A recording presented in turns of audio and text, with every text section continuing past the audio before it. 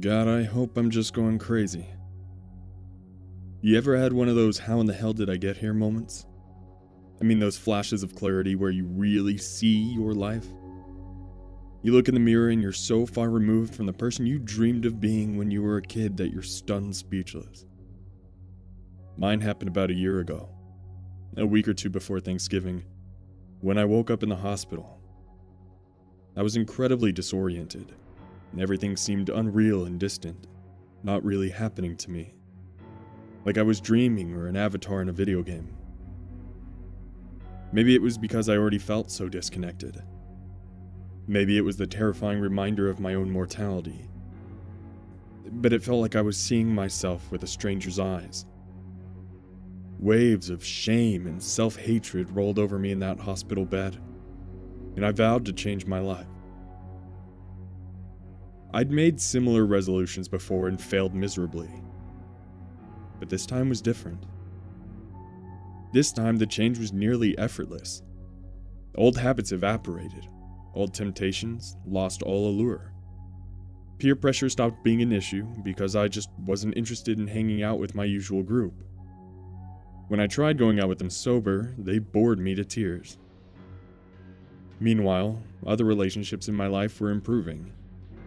At my son Logan's birthday party, I even overheard my ex-husband telling his mother that I'd finally grown up and stopped causing so much headache for everyone.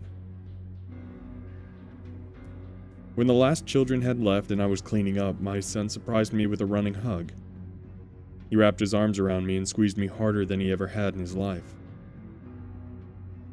"Will you stay?" he whispered. I brushed back his hair with my hand. "Of course. I'll stay as long as you want. You could even spend the night at my place tonight, if your dad says it's okay." He sighed happily. "You're so much better than my real mom." Every cell in my body froze.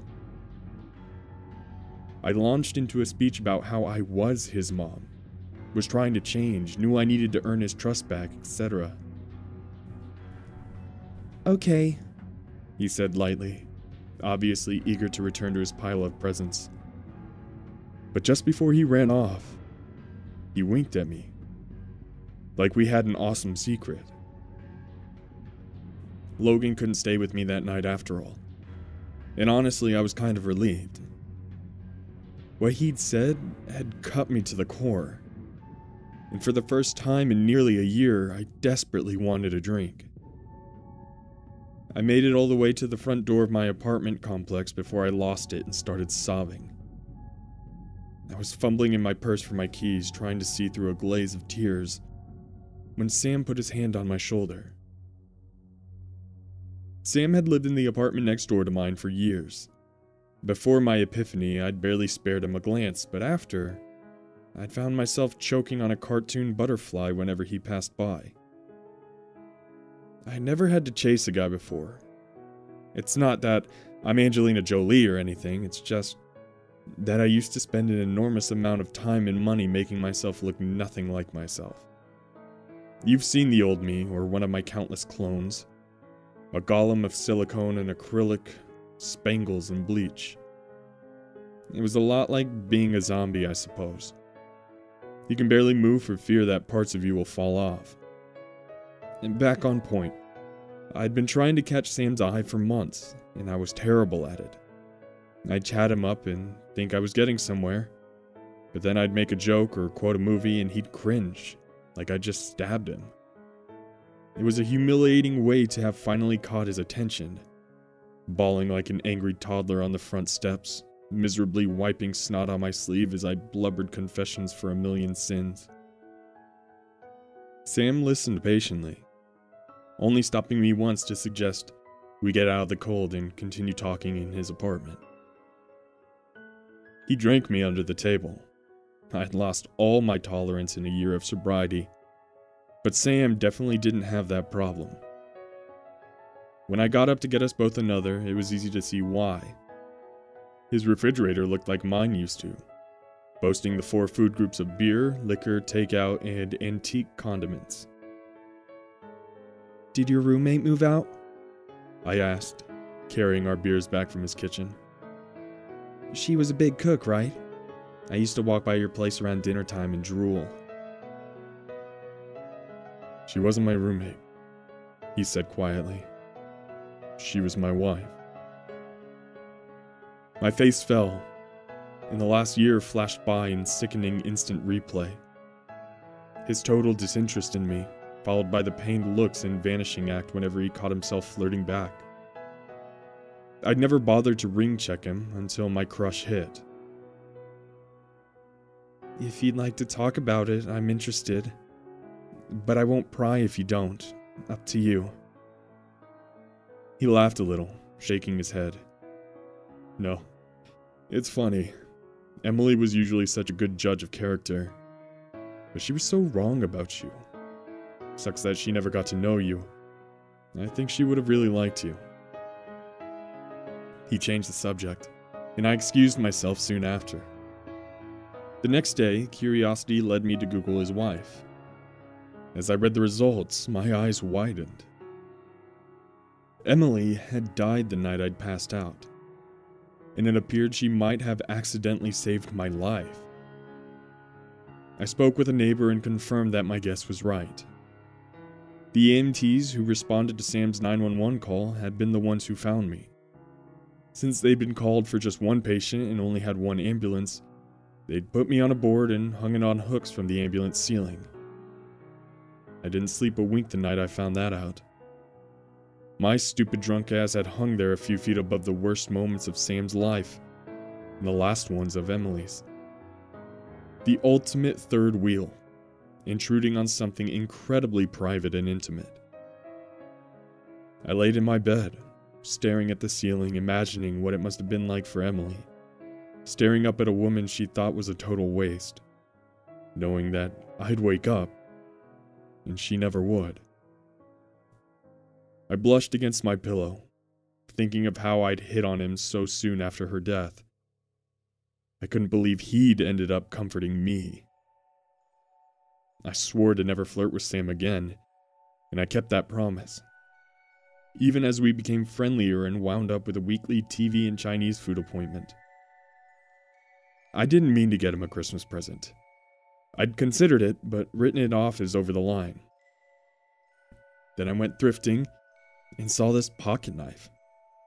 It wasn't anything flashy, but something about it just said Sam to me. When I picked it up and examined it, the owner came up behind me. "You've got nice taste, honey," he said. "They don't make them like that anymore." And I smiled, because that was how I felt about Sam. But when Sam opened the gift, his face went white. Did I tell you about this? That night I was so drunk," he murmured, picking up the knife and turning it in his large fingers. "I must have." Sam had inherited one exactly like it from his grandfather. It had gotten lost when he and Emily moved into the building, and he'd felt awful about it. Oh, crap. I'm so sorry. I didn't mean to bring up bad memories. No, this is great. I've been trying to find one for a long time. Thank you. I think he meant to peck me on the cheek, but it landed on the corner of my mouth. The next thing I knew, he was kissing me for real. It was amazing for about 10 seconds. And then he sprang off the couch, stammering that he was sorry, that he'd been overcome. And then it just poured out of him. He told me how much I reminded him of Emily, how being with me was so much like being with her that it broke his heart. "You say things she said. You quote movies she used to quote. Jesus, you wear the same type of clothes. Who puts this green shit on Triscuits? Nobody I've ever met, except you and her." I didn't reply. I couldn't reply. "I shouldn't have kissed you. My therapist said..." He broke off with a disgusted noise, sighing deeply before continuing. I just don't think I can get over her and do this. The dinner's with you. I'm not moving on. I'm just pretending I don't have to." He apologized again, and then he was gone. I stared at the door like an idiot for a few seconds, letting that sink in. He left his present on my coffee table and I bent to pick it up. "You're so much better than my real mom." Suddenly, pieces were snapping together in my mind, and I kept shaking my head like I could break them apart again. What I was thinking was stupid, crazy, a superstitious lunacy. I'd been a few feet away in the ambulance when she died. I'd woken up consumed with self-loathing, turning into a new person almost overnight. One with different hobbies, different opinions, different tastes. Even my own son didn't believe it was me. So many things falling into place. My instant extra-strength crush on Sam. My new clothing and hairstyle so similar to hers in her Facebook photos. How I'd suddenly decided to take up cooking, and been weirdly good at it. How I never put mint jelly on Triscuits before, and had no idea why I'd even bought it. How I didn't remember seeing half the movies I was always quoting. I've started seeing a therapist myself. She says I'm trying to distance myself from the past. That low self-esteem and my crush on Sam have manifested in me imagining that I'm a person he could love. She thinks maybe I hit my head when I fell, or maybe I have something called depersonalization disorder. I've read countless stories on No Sleep about hauntings and possessions. You guys are the experts on banishments, rituals, salt, sage, and iron. But what do I do if I'm the ghost? What in the hell do I do?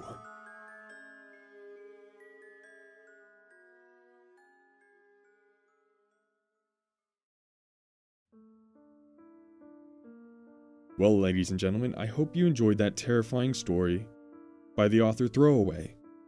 I'll leave a link to the story down in the description below, so you should check out more of their work. If you liked the video, please make sure to hit the like button, click subscribe and the little bell so you can be notified when my videos pop up. Tell me how you're enjoying the October video extravaganza. If you have a story you want me to read, go ahead and send it to me at darknesstales@gmail.com, or you can find me on social media on Twitter at darknesstales_ or Instagram at darknesstales. And as always, my Darkness Militia, have a terrifying evening.